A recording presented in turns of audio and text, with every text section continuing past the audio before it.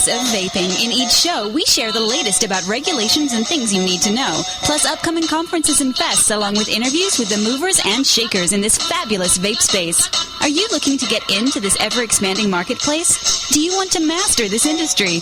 Listen up as Norm Bauer, the Vape Mentor, shares it all. And here's your host, Norm Bauer. Hey, everybody. Welcome back. This is Norm Bauer, the Vape Mentor himself, and this is Vape News Radio, the voice of vaping. This is show number 14, and if you've heard any of the prior sections, you heard the interview with Phil Basardo, which is an amazing coup to be able to have Phil on the show.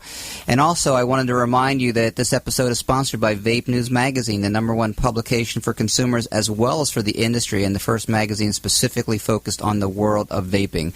Whether you're interested in upcoming events, the latest technology, hardware, or juices, or if you just want to stay on top of all the regs and the business side of vaping, be sure to enjoy Vape News Radio, and a special offer for our radio audience. If you get a 1-year subscription to Vape News Magazine, you will get 12 issues, which is double the coverage for the same price. Just go ahead and go to vapenewsmagazine.com/radio deal. What a nice magazine it is, truthfully. I mean, it's high quality. Very high quality. It's high very gloss, high quality. very well put together. Not what I would picture as sort of a...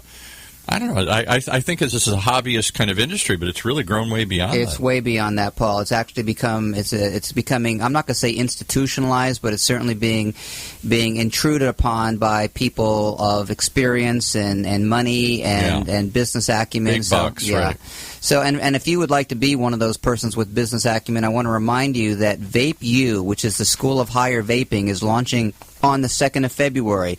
This is a 6-week online course that's going to basically teach you everything you need to know about the industry. It's not a technician's type of course. It's a business strategy course, and we're going to go through all kinds of things like successful business model, branding, competitive positioning, product selection, customer acquisition, retention, and services, dealing with the law, and social media. So dealing with the law is a big one. It's a huge big one. And, you know, the thing is a lot of people would like to pretend it doesn't exist and it doesn't bother them and it doesn't affect them. But the truth is that we're in a heavily, heavily regulated industry. And I did an interview with a gentleman by the name of Timothy Phillips, who was with eSig Intelligence out of Great Britain in London.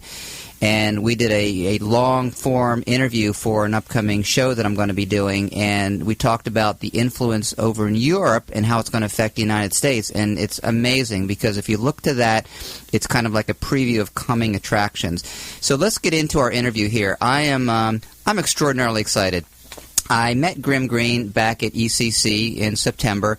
And again, I'm not a technician, so I don't follow all these YouTube videos when it comes to the reviews of different products and everything. But if you're going to follow one, this is certainly one to do. I just went on YouTube and looked up the first couple of videos that had popped up. Yeah. 600,000 views for each, 650,000 views for each one. Nice. I guess I shouldn't be so proud of having 40,000 downloads of the show now, right? Maybe. I'm still small potatoes.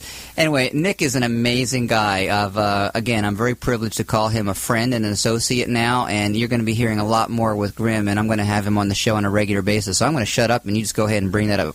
Welcome back to Vape News Radio. This is Norm Bauer, the voice of vaping, and as I tell you time and time again, I like to bring to you the people that I consider significant in this industry, the movers and the shakers, the people who are in big, medium, and small tobacco, and also the people who are maybe kind of on the fringe edges but still have a very prominent position.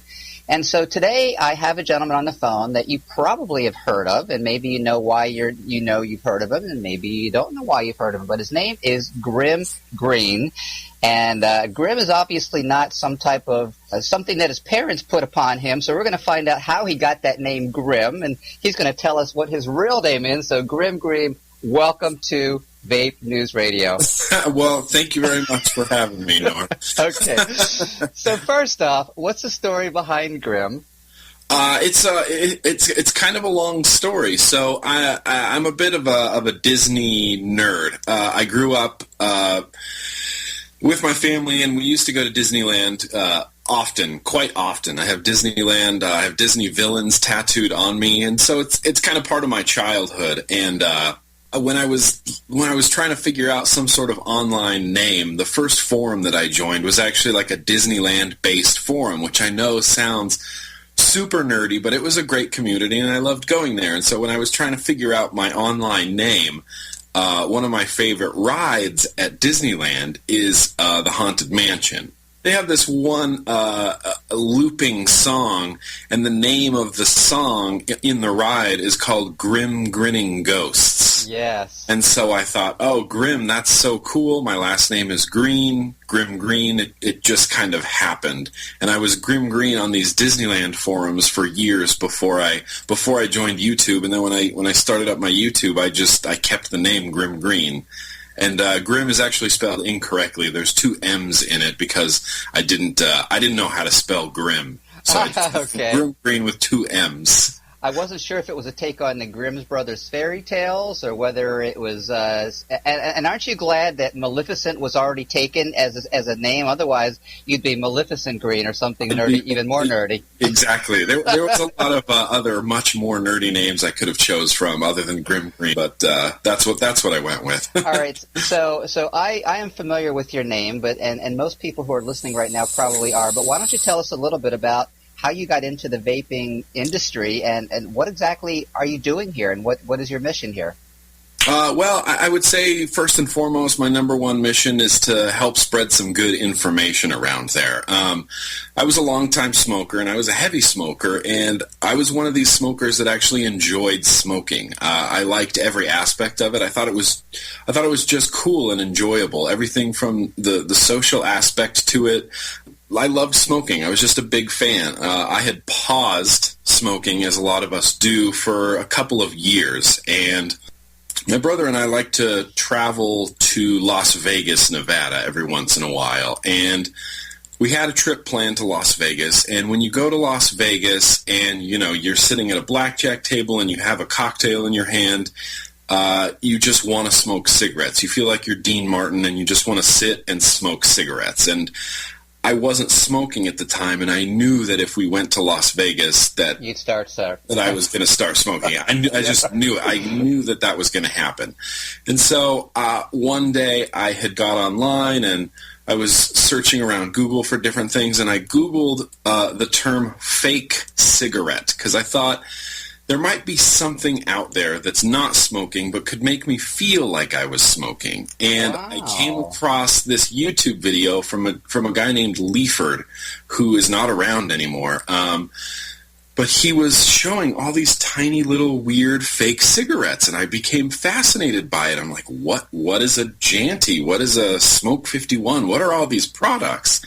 And so I went and bought his favorite one at the time, which was called the Smoke 51. I bought it off eBay for way too much money. Yeah. And, when you buy your first kit, you don't know what you need. I didn't know that I needed more cartridges or liquid or a battery charger or anything like that.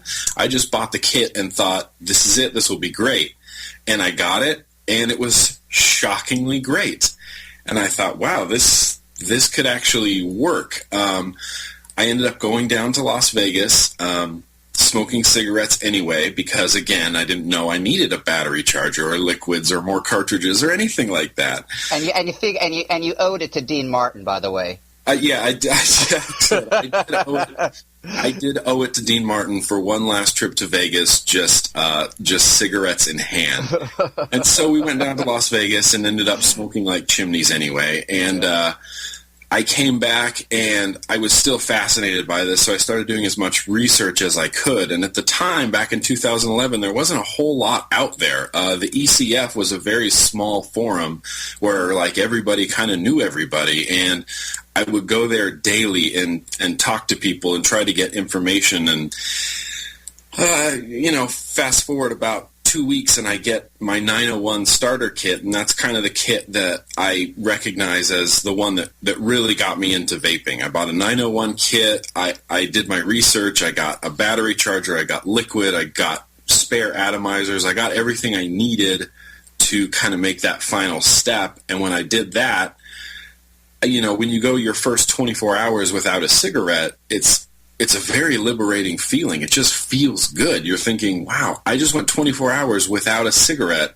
and I don't have any nicotine cravings just because of this little battery and this little atomizer.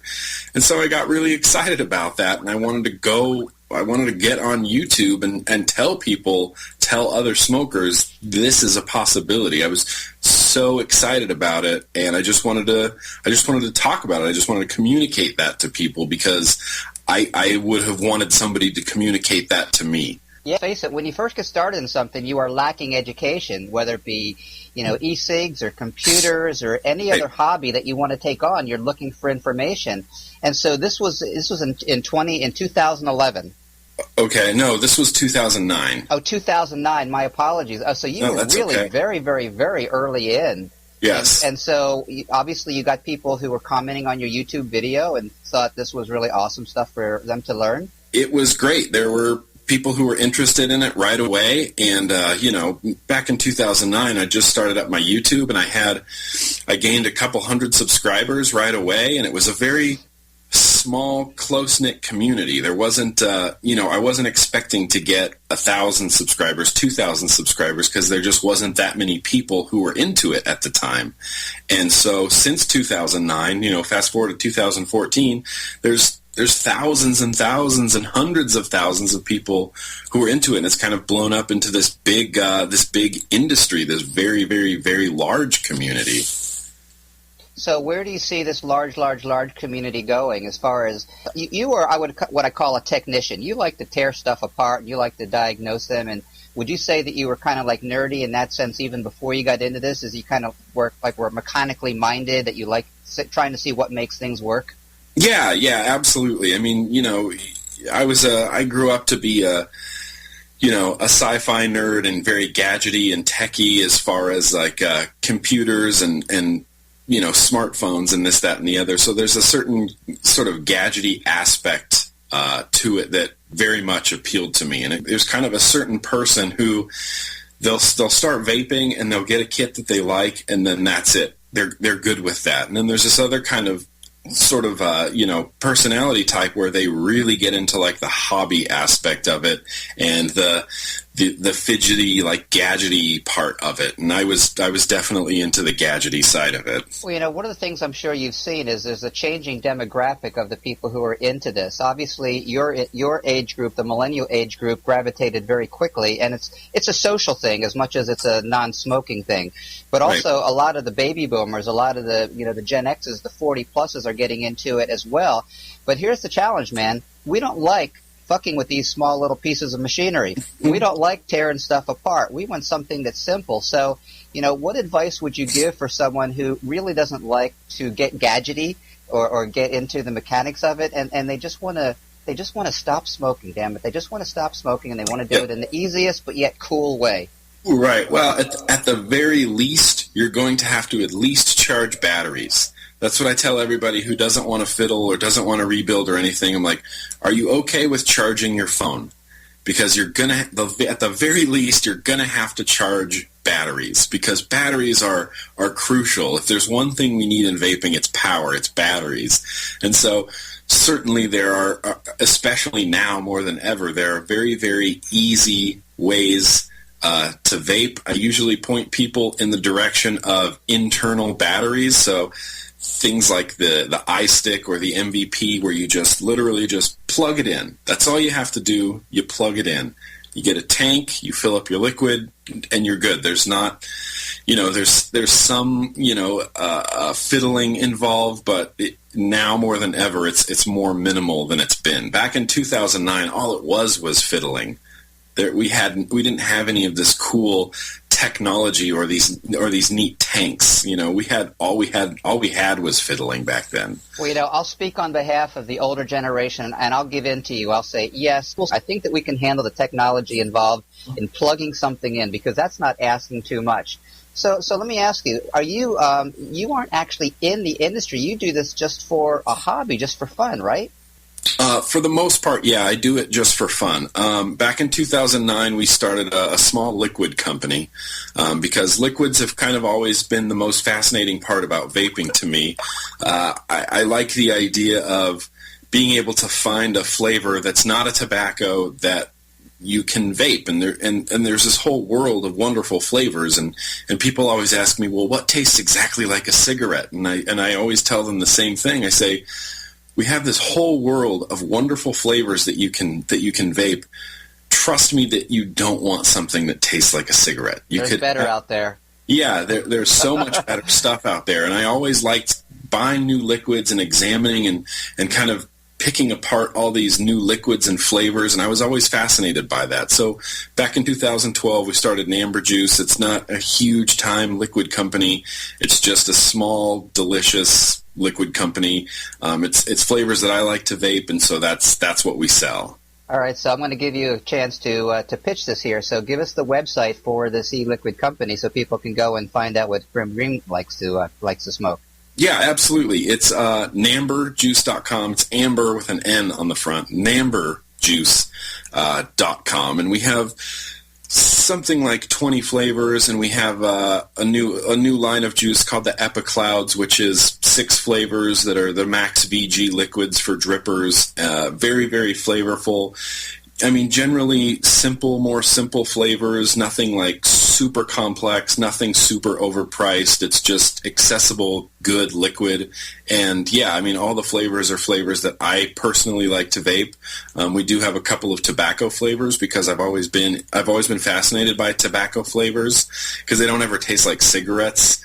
And that's what I like. But yeah, I mean, it's good, accessible flavors that I like to vape. So well, we wish you great success on that. And what I'll do is I'll go ahead and put the link to your site, obviously, on the show notes here.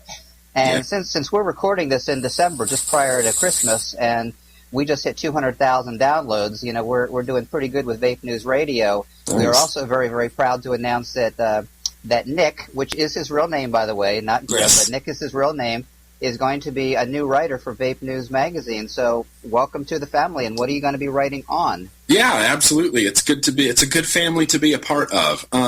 In my talks with everybody, what we decided to do was do sort of a question and answer type of column. A lot of people write into the magazine, and they get a lot of questions that maybe people don't know how to answer, and so it'll be kind of a Ask Grimm Green type of situation, and anything as far as what's the best ohm to run my Kanger Pro tank at, to what kind of liquids are out there, just sort of a general knowledge base of questions and answers. So it's going to be an Ask Grimm type of column, which is great. I mean, that's what I do anyway. I was thinking that we should call this the Grimm Truth. What do you think of that? Oh, Grimm! That's a great name. Well, you're welcome to have it, because Alyssa, who is our editorial editor, our contributing editor, she said that she's going to be branding your column and my column, and so when she told me that your column was going to be up, and I said, "Hey, man, he's going to give us the Grimm Truth," so that's kind of something I throw out at you. That is fantastic. We'll ask Alyssa about that. All right. That's great.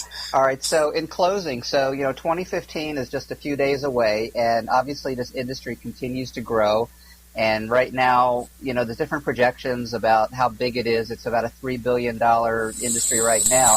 I mean, if you had to jump forward in your little sci-fi time machine 5 years, do you see the industry continuing to escalate, and do you see the mainstream embrace what it is right now? I do see the industry growing and escalating. I mean, every day I'm talking to new vapors every single day, and it's all age ranges from 20-year-old guys who smoked since middle school, and then 50, 60-year-old guys who smoked their whole life. And so I think people are fascinated by it, especially smokers.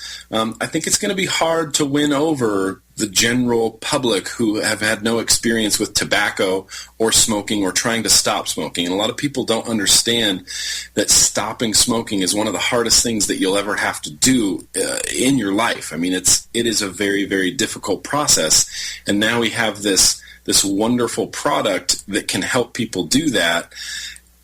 We know that it's good, and smokers see that it's desirable and something that they would want to switch to.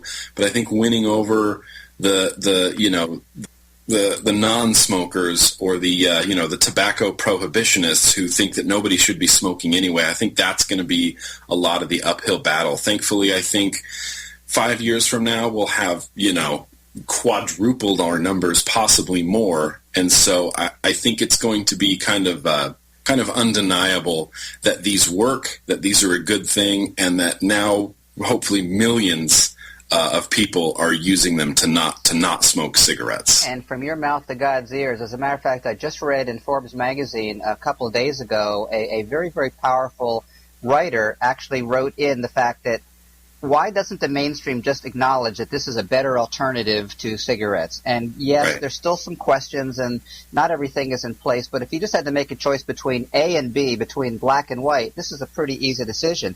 And so I wrote her a note and I invited her to be on the show, which hopefully she will. And I said, it's so nice to see a mainstream magazine who wasn't bashing the industry, because media, unfortunately, has been one of our biggest, deterrents, because they love that, when a battery blows up, it's not a battery blows up. It's battery blows up and kid's leg is crushed or something like that. Dog eats battery and dog dies. I mean, they love to make something big out of something very small, and so that's just kind of the way it is. Yeah, they love those sensationalist headlines, you know what I mean? It's like, e-cigarette battery explodes, or, oh, our juice is sweet flavored, so we must be marketing to kids. And unfortunately, they've been using the same arguments over and over and over again since 2009. I remember doing videos back in 2009 about, people think we're marketing to kids, or, Europe is trying to ban electronic cigarettes because they don't know if they're safe or not. And so, fast forward now to 2014, going into 2015, and they're still using the same exact arguments. The only difference is we're getting actual science. I think it's great, and I think what, Demetrius and Dr. Farsalinos are doing with their e-cig studies is fantastic and can really only help our cause. That's awesome. Do you by chance still have those very early YouTube videos that you created 5 years ago? They exist on YouTube. If you dig back far enough, you can get back to, you can see my whole progression as far as from little stick batteries to bigger mods, in my Silver Bullet video, it's my very first 6-volt vape. This is back in 2010. You can see everything that I went through as the technology was coming out. In 2009, we didn't have 6 volts, but in 2010 we did. So you get to see my very first 6-volt mod experience, and I'm just blown away. I'm amazed by it, this new technology, and we've come so far, and I only expect that we'll go so much farther. Well, look at something simple that we take for granted, cell phones. If you look back just 5 years, you had the flip-up cell phones that you thought were really cool, and now you have cell phones that are more powerful than computers from 20 years ago. Yep. All right, so I'm gonna dig into your archive, because I interviewed Phil Basardo, and I actually got his very first video. And do you know what his very first video review was about? I don't know. I don't remember. It was about a pen, a writing pen. He actually took a writing pen, and it's going to be posted. He actually took a writing pen and he tried to inhale it, and he said, "No, the draw's not so good on this." And so it was very much a farcical little takeoff of smoking pens. So I'm going to see if I can dig into your archive, and I'm going to bring back your very first one. I got some old ones. They go way back. You can dig way back there. Awesome. Well, listen, man, we're going to go ahead and wrap this up. But you know what? I definitely are very, very thankful for you sharing your time and certainly your expertise. And on behalf of Vape News Radio and Vape News Magazine, again, wishing you a wonderful 2015 and continued great success. Absolutely. Thank you so much, Norm. All right. Do not go away. This is Norm Bauer with Vape News Radio. We're going to be right back. Well, guys, that's holiday gift number 2. The first one, of course, was the interview with Phil Basardo, and this is the one with Nick, also known as Grimm Green, and now you know how he got that name Grimm. He's a nerd. He's a Disney freak, and you know what? He's got tattoos all over his body, but you know what? I think he's, amazingly cool, and I so enjoyed that conversation. I hope you did as well. And again, in the show notes, you're going to find the very first video that Grimm did back in 2009, and if you've watched any of his successive ones, because you're probably one of several million people that have seen all his huge collection of YouTube videos, you're obviously going to see a huge improvement, just like you've hopefully seen a little bit of an improvement on this radio show since we started back in... we're going to play the first episode just for fun. Don't laugh. Okay. Our first episode was back the very tail end of April. It was right after about the 20th of April, so it actually launched in May. So, again, thank you all so much for listening, for paying attention. 2014 has been an amazing, amazing year in my life and hopefully in yours as well. Love the industry, love where it's going, love the fact that it's as dynamic as it is. And so, again, we here on behalf of myself, Norm Bauer, and Vape News Radio and Vape News Magazine, wishing you all a happy holiday, and I'm sure you probably want to say happy holidays too, Paul. Happy holidays, happy Hanukkah, happy everything here, folks.